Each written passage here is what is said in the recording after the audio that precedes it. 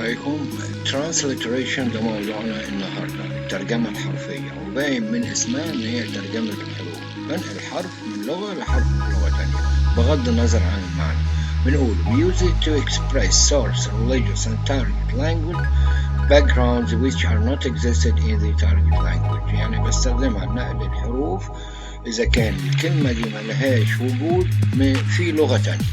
بنقول زي حرف العين مش موجود في الانجليش بيبقى ألف، الغين GH، الحاء K، الخاء KH، القاف Q، والهمزة بستعيد عنها بالأبوستروفي زي قرآن QUR_AN، إيمان مش بالإي IMAN، وهكذا إسلام، مسجد وبالعكس لو حاجة في الانجليش مش موجودة في العربي زي مايكروسوفت بترجمها مايكروسوفت، ميم ياء كاف راء واو سين واو سين تاء وهكذا. السلام عليكم.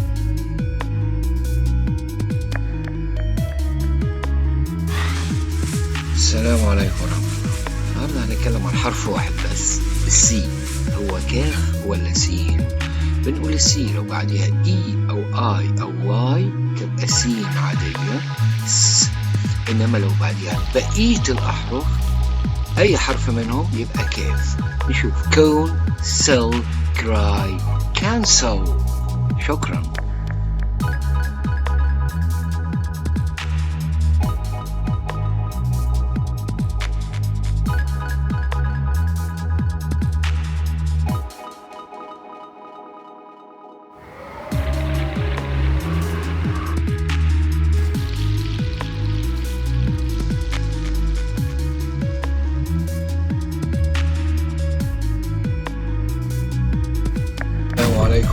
اليوم هنتكلم عن ازاي تنطق الكلمة من اول مرة بطريقة صحيحة.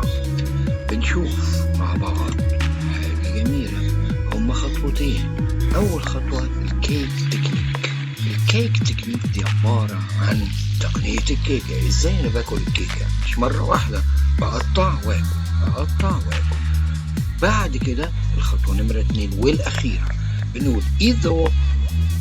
بسم الله الرحمن الرحيم. السلام عليكم. النهاردة هنتكلم عن الكومباوند ليترز اللي هي الأحرف المركبة.